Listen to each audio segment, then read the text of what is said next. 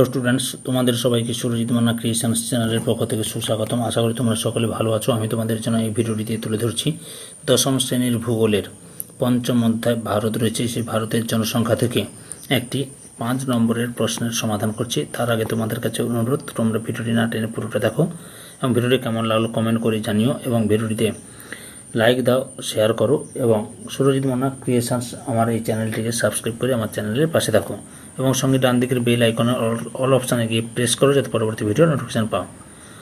আলোচনা শুরু করছি। প্রশ্ন: ভারতের বিভিন্ন অঞ্চলের জনসংখ্যা বন্টনের তারতম্যের কারণগুলি আলোচনা করো।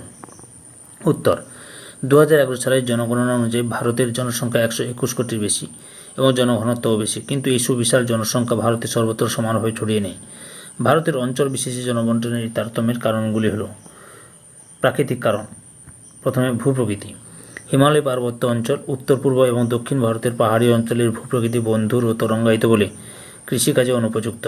ওইসব অঞ্চলতে জনবিরল। অপরদিকে উত্তর ভারতের সমভূমি এবং উপকূলীয় সমভূমি কৃষি, পরিবহন ও যোগাযোগ ব্যবস্থা এবং শিল্পে উন্নত, তাই ওইসব অঞ্চলে জনঘনত্ব বেশি। 2 নম্বরে জলবায়ু। উত্তর পূর্ব ভারতের সমভূমি অঞ্চলে অনুকূল জলবায়ু, জনঘনত্ব বেশি। অপরদিকে রাজস্থানের মরু অঞ্চলে বা গুজরাটের কাছে শুষ্ক অঞ্চলে, হিমালয় পার্বত্য অঞ্চলে শীতল জলবায়ুর জন্য জনঘনত্ব কম। 3 নম্বরে নদ নদী। উত্তর ভারতের গঙ্গা, সিন্ধু ও ব্রহ্মপুত্র এবং দক্ষিণ ভারতের মহানদী গোদাবরী, কৃষ্ণা, কাবেরী প্রভৃতি নদী উপত্যকায় জনঘনত্ব বেশি, কারণ এইসব নদী থেকে জলসেচ, জল নিকাশ, জলবিদ্যুৎ উৎপাদন, জলপথে পরিবহন, পানীয় জল সরবরাহ, মৎস্য চাষ প্রভৃতি নানা রকমের সুবিধা পাওয়া যায়।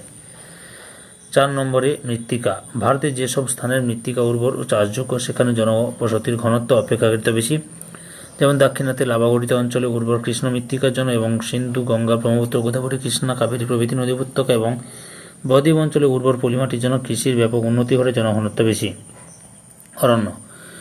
পশ্চিমঘাট পর্বতের পশ্চিম ঢালে এবং পূর্ব হিমালয় প্রদেশে গভীর অরণ্য থাকায় লোকবসতি কম। খনিজ সম্পদ। মৃত্তিকা অনুর্বর হলেও দাক্ষিণাত্য এবং চুনাপুর মালভূমি অঞ্চলে খনিজ সম্পদ উত্তোলনকে কেন্দ্র করে ঘন জনবসতি দেখা যায়। 2 নম্বরে অর্থনৈতিক কারণ। কৃষি ও পশুপালন।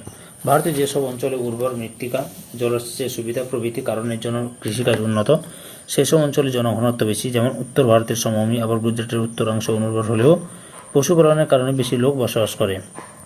শিল্পের প্রসার।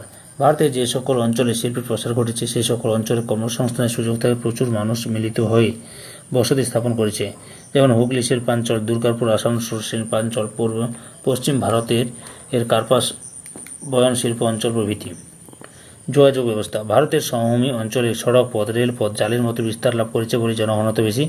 আবার যোগাযোগ ব্যবস্থার অনুন্নতি হিমালয় পার্বত্য অঞ্চলের কম জনবসতির জন্য দায়ী। 4 নম্বর পর্যটন। পাহাড়ি অঞ্চল যেমন সিমলা, দার্জিলিং, উটিকে কেন্দ্র করে পর্যটন শিল্প বিকাশ লাভ করেছে।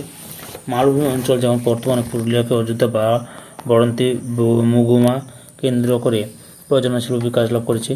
3 এছাড়া বিভিন্ন স্থাপত্যশৈলীর জন্য খাজুরাহো, অজন্তা, ইলোরা প্রভৃতি অঞ্চলে পর্যটনকে কেন্দ্র করে শহর গড়ে উঠেছে। পুরী, দীঘা, বিশাখাপত্তনম সমুদ্র সৈকতে কেন্দ্র করে শহর গড়ে উঠেছে।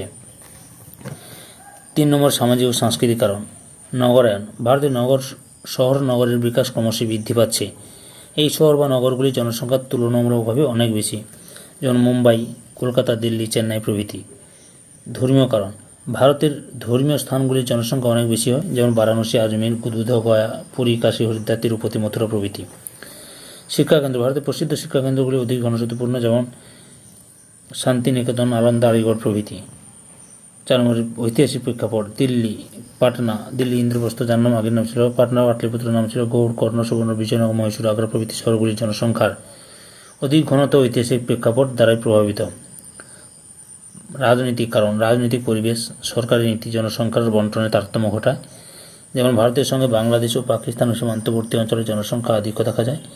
এছাড়া দেশের প্রশাসনিক কেন্দ্রগুলিতেও জনবসতি দেখা যায়, যেমন দিল্লি, হায়দ্রাবাদ, কলকাতা প্রভৃতি। এই প্রশ্নের উত্তর পিডিএফ যদি পেতে চাও, এই প্রশ্নের উত্তরের পিডিএফ যদি পেতে চাও তাহলে অবশ্যই এই ভিডিও ডিসক্রিপশানে লিঙ্ক দেওয়া থাকবে, ওখানে ক্লিক করে ডাউনলোড করে প্রশ্নের উত্তরটি জেনে নিতে পারো। আর সম্পূর্ণ ভিডিওটি দেখার জন্য তোমাদের সবাইকে অসংখ্য ধন্যবাদ।